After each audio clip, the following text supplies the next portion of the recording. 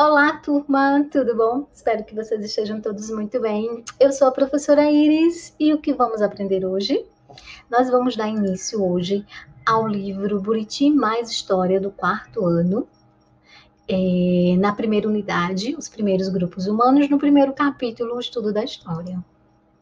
Bom, logo na primeira unidade, você tem essa imagem aí, que você já começa a compreender o que vamos estudar nos próximos capítulos, né? Vamos estudar os nossos ancestrais na nossa pré-história e cada caixa de diálogo dessa, você vai encontrar um período da história, certo? Um momento histórico. E é importante que vocês façam uma leitura dessas caixas de diálogo para ter uma melhor compreensão do conteúdo, ok? Vamos lá. No primeiro texto do capítulo 1, o estudo da história, vai mostrar, vai trazer, né, o que é o estudo da história e por que é importante estudar a história. Então, a gente tem aí o que é o estudo da história? É estudar o passado, é estudar o que aconteceu antes do tempo presente. E por que é importante estudar a história? Para que a gente possa entender, compreender como viviam as pessoas antes de nós. Os costumes, as práticas, a sociabilidade dessas pessoas, né? É extremamente importante que a gente possa estudar isso, tá? Eu fiz aí uma pequena linha do tempo para vocês compreenderem, certo? Um pouco desses momentos do nosso passado, que é importante, e que a gente consegue compreender mais lá na frente, tá? A gente tem aí 2021, que é o ano que a gente vive. O que está acontecendo? A pandemia do Covid-19. Daqui a alguns anos, se Deus quiser, a gente vai estar vivendo, isso vai ser passado, né? E a gente vai estar vivendo outras coisas, tá? A gente vai olhar para trás e vai ver que foi importante os estudos de hoje, a ciência, para a saúde, para a gente poder entender outras doenças, né? E os remédios e as vacinas. Então, daqui a algum tempo, a pandemia do Covid-19 do ano 2021 virou passado. E é como esses outros acontecimentos foram importantes, marcaram na época, mas ficaram no passado. Tá? E é importante também, vou deixar até uma dica para vocês. Faça uma linha do tempo da vida de vocês. Olha só, desde quando vocês nasceram até hoje. E aí vocês vão treinando se houve mudança, se houve permanência, o que mudou, o que não mudou, tá? No texto também a gente tem no texto vai falar também a importância do historiador, o que é o historiador e a importância do que ele faz, né? O que é um historiador? É quem produz o conhecimento histórico. O que ele faz? Investiga e interpreta os fatos ocorridos ao longo do tempo. Então a gente tem o historiador como central aqui, quando ele estuda, pesquisa e analisa acontecimentos do passado. Quais são esses acontecimentos? São sociedade, economia, cultura, natureza, espécies, ideias, tudo isso ele estuda para que possamos entender, compreender melhor esses nossos ancestrais, tá? E fatos que ocorreram não só na pré-história, mas como na história na antiga, na média, tá? E na moderna, até fatos mesmo, como vocês vão ver agora, as transformações históricas, elas podem ocorrer em ritmos diferentes. Elas podem ser mais imediata ou mais lenta. Então, a gente classifica em três: curta, média e longa duração, tá? Vamos iniciar agora com a curta. Os acontecimentos considerados de curta duração ocorrem rapidamente, em um curto período de tempo, como dias, semanas ou meses. Eu trouxe o exemplo da partida de futebol. Tem aí no livro de vocês também esse exemplo. Que dura em média 90 minutos, né? A partida de futebol dura em média, pode aumentar um pouquinho, mas a média é 90 minutos, tá? Então, esse é um acontecimento histórico de curta duração. Ele dura aí horas, né? 1h30, mais ou menos, né? 40 minutos. E a gente tem a realização de show também, como exemplo de um acontecimento de curta duração, em média 1h30, 2 horas no máximo, um show, né? E a gestação de um bebê, que dura em torno de 9 meses, tá? Então, isso é um acontecimento histórico de curta duração. A gente tem acontecimento histórico de média duração, que pode ser percebidos ao longo da vida de uma pessoa, pois ocorre com o passar dos anos, tá? Como exemplo, as inovações que aconteceram no mundo da moda. Eu trouxe a linha do tempo do mundo da moda, dos anos 40 aos anos 2000, e você vê essa evolução aí bem nítida, bem clara, né? A gente tem nos anos 40, as mulheres usavam roupas mais recatadas, né? Mais, claro, mostrando a silhueta, cabelo sempre preso, com uma espécie de chapéu. Nos anos 60, as mulheres já diminuíram um pouco o vestido, deixaram mais soltinhos, mostravam mais o corpo e usava um chapéu um pouco maior. Nos anos 80, a gente vai ter aqui uma calça jeans, né? A mulher já está usando uma calça jeans com cós um pouco mais alto, cabelo mais solto, né? Cacheado, blusas mais soltas. Nos anos 2000, a gente já vai ter bem diferente. A mulher mostra muito mais o corpo, usa um cropped, uma calça cintura baixa, cabelo sempre muito arrumado, muito penteado. Então, a gente vê aí a diferença. E pode usar solto como amarrado, né?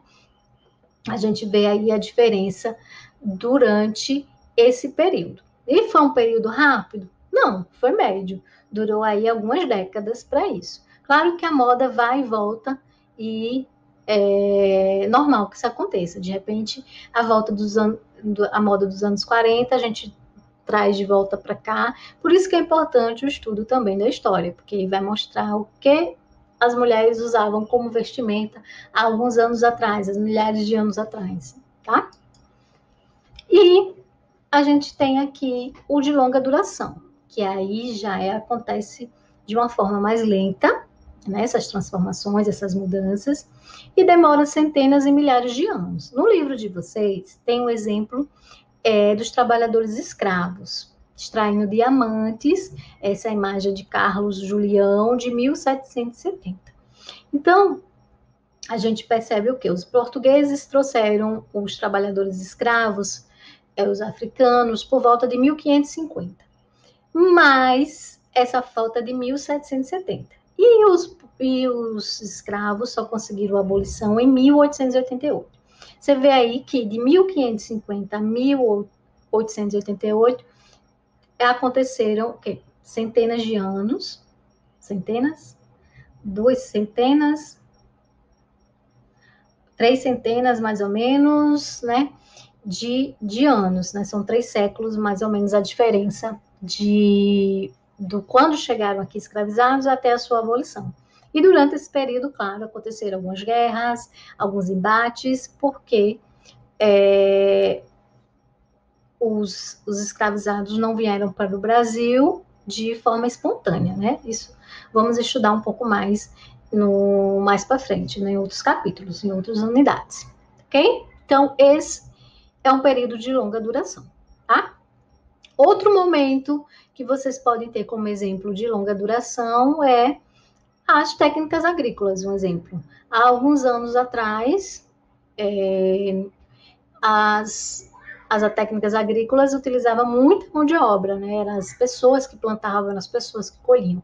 Hoje em dia, não. Hoje em dia, você tem máquinas, e a gente vai ver isso mais aprofundadamente em geografia, mas vocês vão ver que tem máquinas que às vezes nem precisam do homem plantar nada. A máquina planta, a máquina colhe, então isso é uma transformação de longo prazo, porque isso não aconteceu de uma hora para outra também.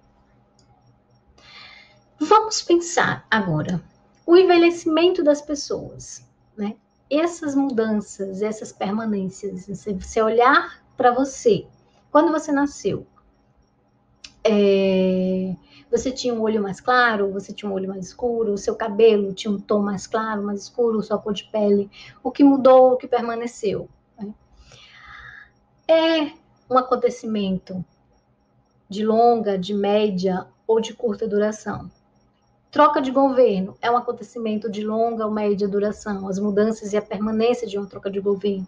As mudanças nas paisagens né? É de longa, média ou curta duração. Né? As paisagens que a gente fala é o que a gente vai ver em geografia também, né? As paisagens, o que você olha aí da sua janela da sua casa, o que você olha no entorno da sua cidade. Você olha e fala assim, ah, aqui tinha um prédio que hoje não tem mais, né? Essas mudanças aconteceram rapidamente, eu fui ao longo do tempo, tá?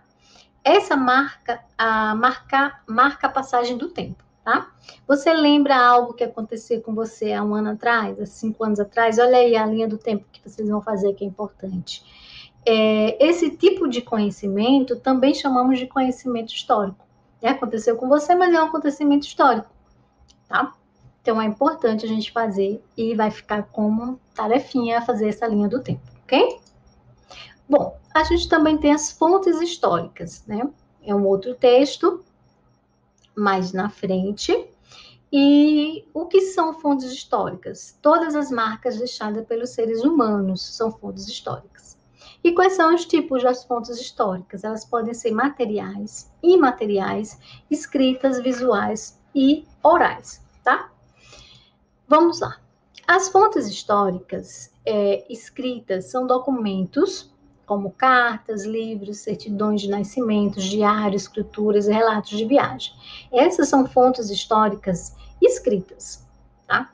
Se você fez uma viagem e voltou, deixou um relato de viagem, e daqui a 30 anos você pega esse relato, é um relato, é uma fonte histórica sua, que mostrando que você viveu alguns anos atrás, né? Temos as fontes visuais, que são imagens e representações produzidas por uma sociedade, como pinturas rupestres, obras de arte, filmes e fotografias. Quando vocês forem estudar mais à frente a pré-história, vocês vão ver que os nossos ancestrais desenhavam nas paredes das cavernas pinturas, né? Pintavam lá gravuras, tá? Então, quando o historiador descobre isso, isso é uma fonte histórica. Né? Como essas pessoas desenharam, o que eles desenharam, estavam desenhando uma festa, ou era o dia a dia deles, entendeu? Isso é uma fonte visual, uma fonte histórica visual, tá? A gente também tem as fontes de produções sonoras, como as músicas, as cantigas, as lendas, os discos, as entrevistas gravadas, depoimentos de pessoas. As fontes orais é importante.